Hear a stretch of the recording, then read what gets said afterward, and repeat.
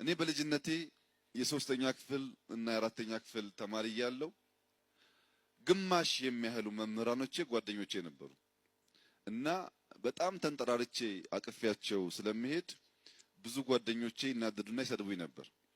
አራተኛ ክፍል ተማሪ እያለሁ የሶስተኛ ክፍል ፈተና አርም ነበር። መምህራኖቼ ያምኑኛል፣ ፈተና እንዳርም ይሰጡኝ ነበር።